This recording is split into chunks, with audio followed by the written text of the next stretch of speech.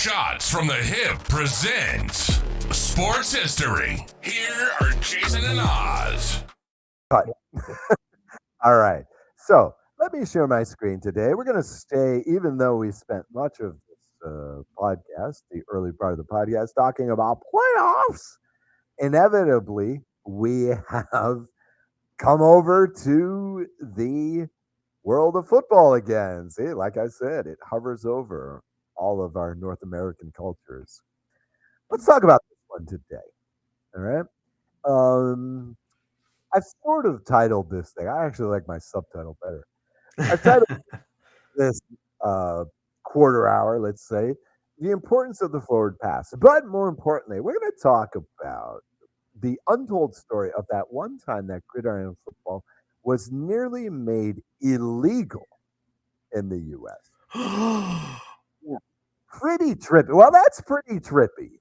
I mean, the only other times I've heard of sports being made illegal is in cases of colonization. Famously, England did this to Ireland. They forbid them to do, crazy games like hurling and their version of football, and instead learn proper games like soccer and cricket, right? But normally you don't hear that often about, sports being made illegal. But sure enough, crazy enough, this was once done in America. Okay. So let's start at the beginning. I always like to do these things. 1875 was the first, marked the first game, let's say, of organized football. In other words, this is the first time we had a college football game played with a standard set of rules. I've mentioned this before. It's hard to imagine, but back in the old days, when you played a game of soccer slash rugby slash football, you literally came together before the game and decided what the rules were going to be. How many players are we going to have? Can we pick the ball up? you know, Things like this. Okay, but here it is, 1875. We're now playing by a standardized set of rules. Of course, the best team in America at this time, very few teams, but the best team was Harvard. The very first game was played in 1875. Now, both this picture and this newspaper clipping that you can see if you're watching the video version come from Wikipedia. At this point, football was unknown enough that the very first football game, organized football game, which was between Tufts and Harvard, did not receive any press coverage in a mainstream newspaper. Of course, the college newspaper at Harvard covered this, but literally there is no reportage on this in any other newspaper. This clipping is from the much bigger game later in that year between Harvard and inevitably Yale. Right? So, but you get the idea. That first game, the first game, the final score was, you're going to love this, 1-0. Oh, wow. Because, yeah, the scoring was 1 touchdown, 1 point. That's the scoring. Sounds like the Jets versus the Browns. Right. Well, this is the dream Grey Cup scenario, right? Where the final score is 1-0 based on a rouge. Hopefully not a missed field goal. But pretty soon we won't be able to do that anymore, right? As we fear. Okay. But so they won by 1 rouge. I'm sorry, 1 touchdown, 2 words to nothing. Okay. Right. Now, this game or this team, the Harvard team, really inspired many, many, many other teams across the country to pick up, colleges across the country to pick up this game. Literally, within about 25 years, any major college between Dartmouth, New Hampshire, and Berkeley, California was playing football. They had a team. All right. So let's get down to this one. All right. So here we go. This sport was a craze in America. Okay. And this actual, craziness may have led to its own destruction. We're going to talk about Teddy in just a minute. All right. Here's the thing. Football in the 19th century was a completely different game. All right. For example, no helmets, no pads, right? Of course, no forward pass. Basically, you had two plays in your arsenal on offense, right? You had the plunge and the end around. Those were your two possibilities, okay? In short, people were getting hurt, okay? People were getting killed, all right? The universities were all into classicism in those days, right? The classics, right? Um, there were dictums describing football as, like the ancient Greeks used to say, a substitute for war. Okay. One of the other key aspects to remember is that there was no such thing as a head coach. Okay? Student teams were formed by the student and either the student body president or, say, a professor. It was left up to them to organize the games, right? And so strange things happen. Okay, let's get to 1900. All right, at this time, Teddy Roosevelt, we'll talk about him in just a second, was governor of New York. Okay, Teddy Roosevelt was what we would call today a badass. Okay, this guy was, you know, leading his troops in battle, on foot with a sword. Okay, stuff like this. He's taking hills against guys firing bullets at him, and he's got a sword and maybe a horse. All right. I mean, he was a crazy man. At one point, he retired from politics permanently, went out to Mexico, bought a bunch of land, and became a farmer, became a cowboy. You know, just because he was such a badass, right? Well, naturally, Teddy loved football. Okay. In 1900, he wrote a very famous piece in something called the St. Nicholas Youth Magazine. Here's his quote for those who can't see the screen. Uh, in life, as in a football game, the principle to follow is hit the line hard, don't foul, and don't shirk, but hit the line hard. Now, let's talk about this don't foul. In those early days of football, it was really hard to get a foul. Literally, kicking and punching a guy was not disallowed in any form of the rules that literally. We're going to see this in just a second. You laugh, but this is literally true. Okay. 3 years later, when he became president of the U.S., or while he was president of the U.S., let's say, at one point he addressed a New York University audience saying, quote, I believe in rough games and rough manly sports, right? Again, badass. I do not feel any particular sympathy for the person who gets battered about a good deal, so long as it's not fatal. Okay. Unfortunately, this game was proving more and more fatal all the time, and not just on college campuses, but outside. Okay, now, for example, in 1903, the numbers of death directly attributable to football, so literally people dying playing football, was 6. Okay. In 1905, this number was up to 18.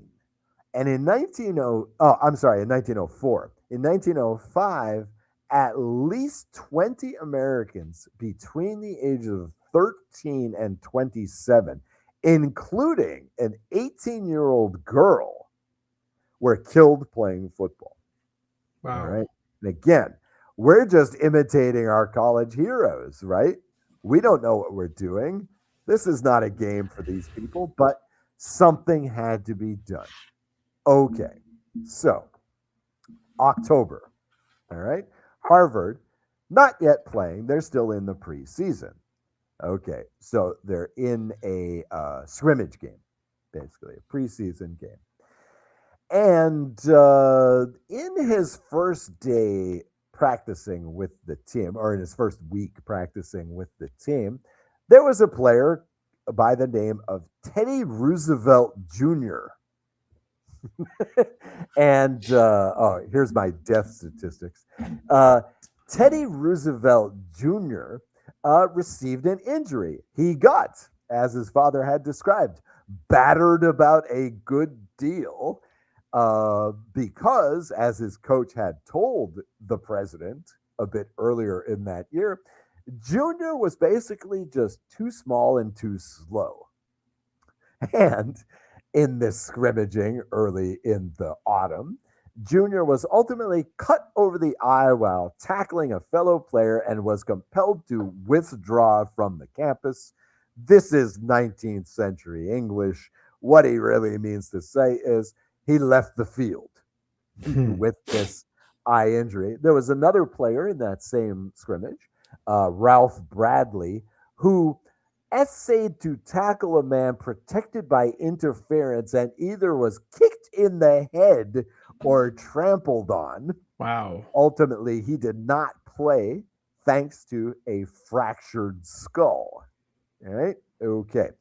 We don't know what Teddy had to say about Ralph Bradley, but this caused him to immediately spring into action about the violent game of football. All right. So, in the fall of 1905, Roosevelt met personally with officials from Columbia, Yale, other big schools, not Harvard, but other big schools playing football to discuss reform to the game. Okay. Later on that year, he had the Yale coaches, he had some other representatives of college football over to Washington, D.C. to hang out for a little while. Something similar happened with our American president. He even went so far as, and tell me if this sounds familiar, Roosevelt wanted the game cleaned up so badly that he threatened he would pass an executive order making the game illegal. Damn. Okay. So, again, even without the Roosevelt threats and whatever, after the 1905 college football season, 23 schools had either switched their teams from football teams to rugby teams or had banned all football. Among these teams, all right, here's some of the 23 teams. University of Alabama. Can you imagine Alabama banning football? But they did. Arizona State, Baylor, Boston College, Cal Berkeley, Cincinnati, Columbia, Dartmouth, Duke, Georgetown, Northwestern, Temple, and Wake Forest. Some of the bigger teams that banned football or just started playing rugby instead. Mm-hmm. Okay. So later on that year, on December 8th, we met on December 8th, some college presidents, 13 college presidents and representatives met to discuss reforms to football, as Teddy had asked for. Literally, the number one question on the agenda was, ought the present game of football be abolished? Okay. 13 teams. The vote was 8-5. Okay. We were actually 3 votes away in America from making football illegal. Okay. Luckily, no such problem. All right. 8-5. All right. So instead, what happened was for 1906, we had some rule changes, also some organizational changes. Again, stuff that we take for granted today, but somebody had to tell them For example, we're going to have professional head coaches. Wow. Crazy, huh? That they thought of this. We're going to have to establish a national governing body, which ultimately became the NCAA, which ultimately became a great big lumbering beast. Kind of reminds me a little bit of the United Nations at this point. A big, toothless power. Finally, they made some rule changes which made possible the development of the forward pass. Now, let's remember that, okay, it's not like the forward pass was this brand new idea that somebody came up with. For many, many, many years, they tried to put this into the game. Guys like Walter Camp, who was one of the very first organizers, one of the fathers of American football, denied this, right?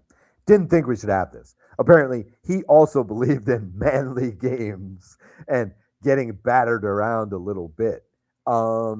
When they first put in the forward pass, if you can find some film on this, it's pretty tough to find, but or some pictures, it's hilarious because when they're first doing this forward pass, they're throwing it like a baseball, right? So in other words, this thing is coming at you end over end like this, right? Like it took quite a few years for them to figure out that, hey, maybe we should throw it forward like a spiral, like this, like on the width of the ball. Instead, some of these guys are throwing it from the point of the ball.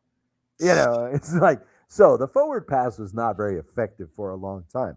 Another thing to remember is that, especially when you're reading these old stories from the newspapers from the 1910s, 1920s, a lateral was also called a pass, right? So when you're flipping the ball back, like the rugby pass, they still call it in rugby, they were calling this a pass in sports reportage. So a lot of times you'll see this, oh yeah, so-and-so, completed a 78-yard pass. Well, a lot of this time, the guy's just breaking through the line, right? Because even after they said, okay, you can do the forward pass now, right? Just a lot of teams weren't doing it.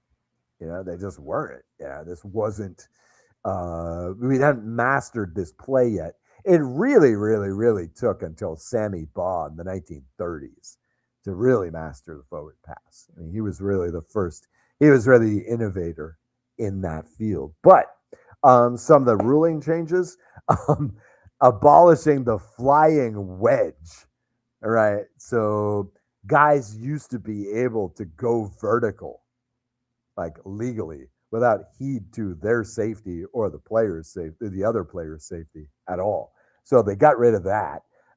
Created the neutral zone. I mean, just imagine hitting that line where you're basically starting from a rugby scrum. Just imagine what that would look like today. Talk about deaths. You'd be getting them by the hundreds if they still played like that. Now, check this one out. You'll like this one. They doubled the first down distance to 10 yards, and they reduced it to 3 plays per series. All right. Later on, of course, in Canada, they kept the 3 and out or the 2 and out, but not in the US. In the US, we went back to the 4 downs. Also, they got rid of, or I should say, they did not make standard the rouge. And in fact, in most early American organized games, the rouge is still in play. But in 1906, bad news, that's when American football eliminated the rouge, the single, as guys like to say nowadays. But you must say the rouge. So that is really the origin of modern football. The football that was being played in the 19th century, wow. Not what we watch today. Not what we watch today. I can't imagine what a drag such a game must have been. Because again, all you're doing is just endlessly hitting the line over and over. It's just, my God, this is not a beautiful game. It's not so. I am actually kind of shocked that people got so into this game at all Wow. under these conditions. It's just People like seeing the blood and gore, right? I get, but apparently a lot of them like doing it as well. I mean, I guess in that respect, okay, young people have they have this talent for going to the limit of self destruction. Okay. But really, people did not know what they were doing, at this time. Really didn't. I mean, you can die playing this game. Hey, let's go. Let's play. Really? Really, dude? Really? So anyway, there's your brief history of the bizarre time American football almost became illegal. We could be living in a much different world right now. That's crazy. Yeah, I can't believe the amount of pretty weird. deaths. Oh yeah, oh yeah, but still, every day. And again, remember, this is just reported stuff. This Right. is just directly from the football injuries. Now that we know about CTE, you can chalk up hundreds of deaths a year to football. Oh You yeah. know. So again, and like going back to the debate topic, how sustainable is this? Really? Hmm. I mean, until everybody starts wearing the big old bubble helmets, you know, issues with CTE, spinal injuries, head injuries is going to continue. I wonder how sustainable this is. But for at least 120 years, we had a really good run since 1906. Teddy Roosevelt, savior of football. Let's see if the latest executive order concerning football is as effective. I somehow doubt it.